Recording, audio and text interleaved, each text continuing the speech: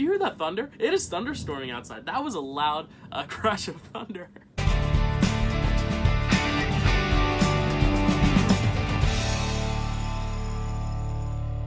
Hey everyone, welcome to the Dill Pickle Movie Network. I'm Dylan Randazzo, and here's my review for a small little Disney Plus series called Obi-Wan Kenobi. Just kidding, you've all heard about this series. This series has been long anticipated, especially because it marks the return of Ewan McGregor in the role of the titular Obi-Wan Kenobi. He hasn't played this role since 2005 in Star Wars Revenge of the Sith, so this was very exciting for people who grew up with the prequels, people who love the prequels like myself. Even if you didn't love the prequels, I think everyone could universally agree that Obi-Wan Kenobi, specifically Ewan McGregor's performance of Obi-Wan Kenobi, was probably the highlight, if not one of the highlights, of the prequels. So it's very exciting to see him back. I don't want to get too far into this plot because a lot of the plot revolves around spoilers, and I just have to say, Lucasfilm did a great job hiding some really big plot elements from their marketing. I think one of the issues I've had with some of the recent Marvel movies is that they give away too much. They gave away all the villains we were going to see in Spider-Man. They gave away some of the big cameos in Doctor Strange.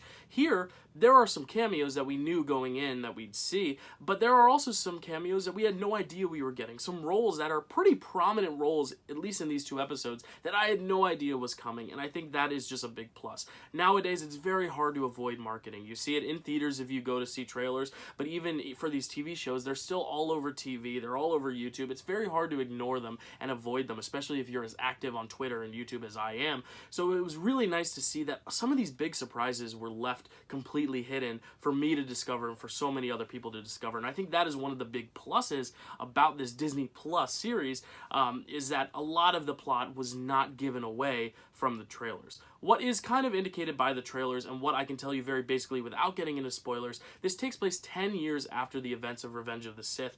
This is obviously a different Obi-Wan Kenobi. It has definitely felt the trauma of the past 10 years, having Order 66 been such a cataclysmic event for a lot of these characters. You kind of see, almost like Luke Skywalker in The Last Jedi, reliving his trauma with the stuff that happened with Kylo Ren. Like Yoda, when we see him in Dagobah, a very different character than we saw in the prequels. I think this is a very similar situation where Obi-Wan Kenobi has clearly gone through some shit, and you really see it in his performance, which is a really, really excellent performance, as if anyone thought it was going to be anything else. It is a very good performance. You really feel, just with the writing as well, just how scarred Kenobi is of these events, how much he just kind of wants to let it go and kind of start this new chapter, but also how part of him still does wallow in the sadness of those events, still does have nightmares of these events that happened in the prequels. So I think it's a very, very interesting character study, something that we also see in Logan. You know, this older, more jaded version of a character that we love. There's still the remnants of the character inside, but it has been so long that this character does feel very much changed and developed to where we are discovering new things about a character we thought we knew so well, and I really like that about this series. In addition to this character study of the trauma of Order 66 and kind of reliving those memories, it also deals with this group of Inquisitors for the Sith. This is a group of dark side Force users, so they got the Force, they got the lightsabers. They are trying to basically hunt down all the Jedi that are still in hiding after Order 66. Obviously, Order 66 wiped out a lot of Jedi, but there are still some left alive, as we know, Yoda, Obi-Wan, and so the Inquisitor's job is to basically go in and try to wipe them out, and that is the basic premise of the show, is them trying to hunt down Obi-Wan Kenobi. Now, there is another whole side plot, which I am not going to get into yet. I will get into it just a second with spoilers. That is a huge part of these episodes that kind of sets this story in motion and allows for Kenobi to kind of come out of hiding so that it makes the Sith's target a lot more visible and gives Obi-Wan a little bit more of an obstacle in trying to escape the Sith but also accomplish his mission. Before I get into the spoilers, I just want to give my blanket thoughts on this series. As someone who loves the prequels, I grew up with these prequels.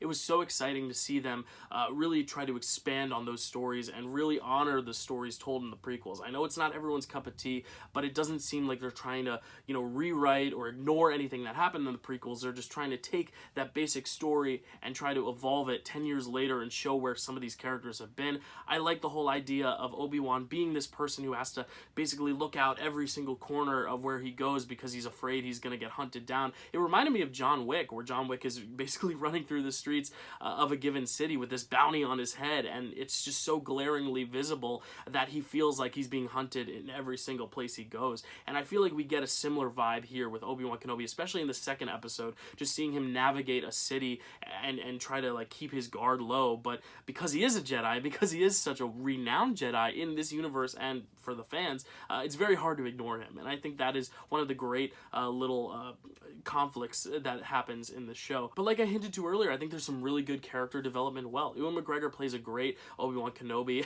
no surprise there. But the other characters have really great motives too. Moses Ingram, who is having a really hell of a year with Tragedy of Macbeth last year, Queen's Gambit the year before that, most recently Ambulance. She has really been breaking out into stardom, and she plays a really good villainous role. She is the person who most wants to hunt down Obi-Wan Kenobi. It's really great to see her internal monologues and what she really wants and how she goes about achieving that objective. We also have Joel Edgerton returning to the role of Owen, Uncle Owen. He's a very small role in Revenge of the Sith, but he plays a larger role here because he has to be someone who's looking after Luke, who we saw in the trailers, but also trying to keep Luke at a distance from Obi-Wan, who is also trying to look out for Luke and have his best interest in mind. So there's a really good setup and kind of like conflict of interest there. Yes, alone. When the time comes, he must be trained. Like you trained his father? And then there are some returning faces. One that you have seen from the marketing, and that is Hayden Christensen. We all knew he was coming back. We don't get a ton of him in these episodes, so I'm sure we will talk a lot more about him in later episodes, but it is still nice to know that he is coming, and he will hopefully have his name forgiven in the Star Wars fandom, because I think a lot of the issues of his performance stemmed more from the writing and the actual films he was in rather than the performance itself. I think he gets a lot of flack when he necessarily shouldn't. So I'm excited to see him back. And then there are some other little cameos and stuff here and there that I'm not going to get into right now because they are spoilers. So I did like the series. I think this is very much a starting point. I can't wait to see where it goes. There's not really a ton I can say without the spoilers, but I was really, really happy to see the surprises that we got, that they weren't given away in the marketing, that they really advanced the story, that they really played into this overall character study of Obi-Wan Kenobi. I think it's really, really nice to see these characters back. It feels like we haven't left them, but at the same time, it feels like I've been waiting my whole life to get back to them. As someone who is a fan of the prequels, I was a huge fan of these first two episodes. If you're not a fan of the prequels, I think you'll still enjoy these. I think this is a different style than the prequels. It's not your green screen, everything is CGI landscape like the prequels were. This takes a more realistic, practical approach, and I think some of these Disney Plus films, a lot of them are set on Tatooine, so a lot of it looks a little samey, but I do like the practicality of the environment. I like how these creatures feel real. It looks like they're actually in this universe with them, even though they are usually puppets or even CG. But even the CG use in these shows really fits the nature. It doesn't seem out of place like some of the prequel CG does, because I think some of the big criticisms, in addition to the writing for the prequels, is the overall visual aesthetic some people are not fans of. So I think if you're not a fan of the prequels, you will find things to like about this, despite it being kind of a branch off of the prequels. So that's all I can say about Obi-Wan, non-spoiler. Now to get into the spoiler stuff, so please, if you have not watched it and don't want to know, turn it off now. Like this video, subscribe to the channel. But let's get into the spoilers, and the big one is Princess Leia. She's in this, and we knew Luke was going to be in this a little bit because there was a shot of him in the trailer, but I had no idea we were going to see Leia. I thought maybe we would see Bail Organa. But the fact that we're getting Leia in this series, and the fact that she is such a prominent role, at least in these first two episodes, was really nice to see. I've always thought Leia was a really great character, but kind of underappreciated, because Han Solo was the cool one, and Luke was the main hero, but Leia always felt like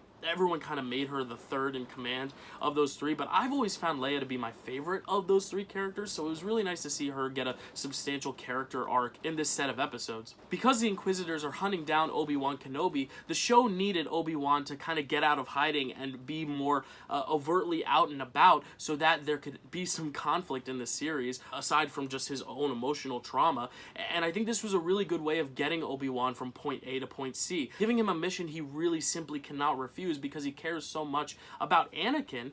You know, as much as Anakin turned on him and went to the dark side, he does care about Anakin because that was such an important part of his life. He feels like he failed Anakin, and so he has to make it up for his kids. He also feels indebted to Padme, and we see little glimpses of him with his conversations with Leia, talking about Padme and how important she was to him, and you can kind of see it in his emotions and the way he's talking to her, that she bears resemblance to Padme, but he does it because he feels indebted to Luke and Leia. And, you know, when Uncle Owen's like, yo, leave Luke alone, and this opportunity presents itself to save Leia, I think it was a really natural instinct for him to go and try to save her. While, of course, it did put him in a lot more danger than it would have if he had just been hiding out, I think it was a really good way to get this series moving and give a reason to kind of get away from Tatooine and kind of set Obi-Wan off into a different path, because as far as we know it, he's just been kind of sitting in exile, working and chopping up meat for 10 years, and if the whole series was just that, it would be kind of boring. So I like how they had Leia as a way of kind of expanding the story and kind of kickstarting the story. And I think Vivian Lyra Blair, who plays Leia, is really, really good. She gives a great, charming child performance. She's likable, she's a little sassy, she's a little quippy. She feels like the embodiment of a young Leia. She's very, very wise beyond her years. And I really just love that dynamic between her and Obi-Wan, because in A New Hope, the whole thing is that Leia's calling out to Obi-Wan, help me, Obi-Wan Kenobi, you're my only hope. And to see now Obi-Wan with Leia, we kind of understand a little bit more of his love for her and that relationship, and you can kind of point that back to A New Hope, and that moment holds a little bit more resonance now. Did you hear that thunder? It is thunderstorming outside. That was a loud crash of thunder. Yeah, I just love the relationship between Leia and Obi-Wan in this. It really just enhances everything that would come later in A New Hope, because they don't spend a lot of time together in A New Hope, but she is the one calling out to him, saying, you know, help me, Obi-Wan Kenobi, you're my only hope. We see so much of Obi-Wan and Luke. We saw so much of Obi-Wan and Anakin. This is the moment to really spend with Obi-Wan and Leia and just enriching that bond. There are a few other big moments that I want to talk about in this spoiler territory, one being the death of the Grand Inquisitor. It felt very like Snoke in Last Jedi, where I really didn't see it coming. I thought he was the main villain, but then we see for real that Reva, the third sister, is the actual real villain of this franchise. Makes her more menacing of a villain. It gives her a little bit more of a well-rounded character arc. And I think Rupert Friend, as the Grand Inquisitor, accomplished all he needed to in those first two episodes. Be kind of scary, give us some really, really scary stares at the camera with those glowing red and yellow eyes, make a really cool propeller-like lightsaber spin, and then get out of there. I mean, he served his purpose in these episodes, and I'm excited to see now Reva as the one and only main villain of this series and to see where that goes. Another character I haven't mentioned yet is Kumail Nanjiani as Haja Astri. I like the idea of con men using magnets to kind of trick other people into thinking they're Jedi. It's a really great way of just expanding this universe of Star Wars and showing just how many different pockets of this community there are, especially in the wake of Order 66. I like how his role is comedic but doesn't feel overly comedic to where it ruins all the dramatic moments in the show. And then we got to talk about Hayden Christensen. I said earlier he is only in a little bit of these episodes. He's literally only in one shot, but it was just so cool to see the shot of Vader in the tank. And I like the idea that no one really knows who Vader is yet. It's 10 years past, but he's still kind of a well-kept secret by the Emperor and by the dark side, by the Empire. So I really like that even Obi-Wan didn't realize that Anakin was still alive. I think it makes it even sadder for Obi-Wan knowing that his friend, in fact, is alive, because I think he was struggling with the fact so much that he had died and he needed to owe it to Padme and owe it to so many other people to take care of his kids. But now this extra layer of Anakin being alive, it adds so much to Obi-Wan's own mindset and his own psyche that I cannot wait for these next few episodes to explore, because I think the most profound stuff was him reflecting on the moments of his past and the traumas of his past. I mean, this show opens with an execution of Order 66 with this Jedi temple with all a bunch of kids. I do think in light of recent events, and not just recent events in the last week, but just in the past few years, I think any sort of scene that depicts a group of kids being in peril and shooting and all that, I think it's in poor taste. I get what they were going for. I don't think that scene was needed. I think it left a little bit of a poor taste in my mouth. I wasn't a fan of that opening scene, but again, it does add to that trauma of Obi-Wan. Obi-Wan has clearly seen some stuff, and I think the reveal of Anakin still being alive is this next little extra oomph into really diving into even more of that emotional trauma that Obi-Wan is facing. I think it's going to be a really interesting theme to explore throughout this series, because, you know, this is a different Obi-Wan than we're used to seeing. He's 10 years aged. He's seen so much stuff. He's kind of had his whole life ripped away from him, and the only people he thinks he has left are Luke and Leia, and he can't even interact with them. He finally interacts with Leia, but he can't can't tell her what he wants to tell her. He can't say, I was a friend of your dad's, and I've been looking out for you, and you have a brother.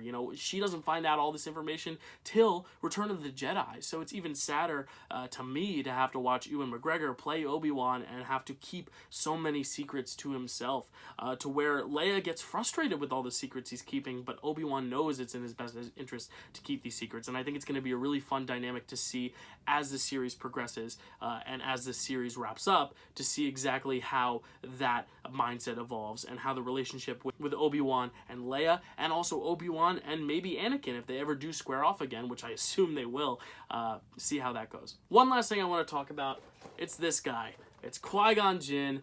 I think we're getting Qui-Gon. I think it's kind of obvious because in the Recently On, which was just basically a 5-minute supercut of the prequels, on the little recap, we got that little shot of Yoda saying, like, I am going to teach you how to communicate with your master. And then we see Obi-Wan trying to reach out and communicate with Qui-Gon. It doesn't work, but he's got to be coming. Like, I feel like it's setting up for a Qui-Gon return, whether it be a huge role or a small role. I'm excited to hopefully see Liam Neeson back in this role. If he's not in it, I'll be a little bit bummed, but again, I don't think this series needs to be all about the cameos. I think the cameos we've gotten, like Bail Organa, Anakin Skywalker, obviously makes sense for this story, and I think even the characters like Leia, while she was not necessarily who I thought going in we would see in this, I think they made a really good justified reason for bringing her in, and I really love her storyline with Obi-Wan so far. So I'm really a fan of the characters they brought in so far. They don't feel like they're there just for nostalgia's sake. Sure, we saw C-3PO, but he wasn't a big enough part to where I felt like they were trying to force this cameo on us. It was just a very subtle background moment. Again, love C-3PO, so I was excited to see it. So I'm really excited to see where this series goes. I think this was a really good starting point. Do I think it's the best television I've ever seen? I don't know yet. But do I think it's probably the best of the Disney Plus Star Wars stuff we've seen so far? Probably. I mean, I like The Mandalorian, but I think some things in The Mandalorian, especially in Season 2, kind of lost me a bit, whereas this feels like, I'm hooked from the beginning. I'm still hooked as the second episode ends with that shot of Hayden Christensen.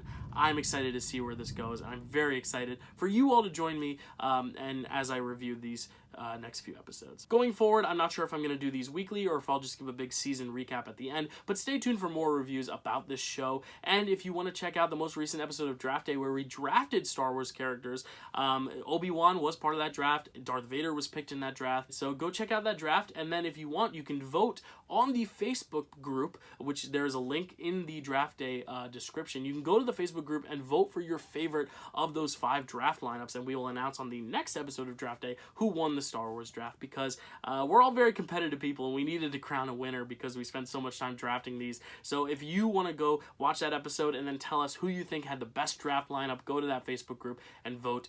That's all for Star Wars for this week. It has been a great week celebrating this character and the anticipation of this return with Draft Day and now with this review. And now I'm ready to get into the summer mode. A lot of great summer movies coming up around the corner. I cannot wait for it. So thank you so much for watching. I'll see you next time. Please like and subscribe to this channel if you enjoyed this video and you want to help this channel grow. It's greatly appreciated. I'll see you next time.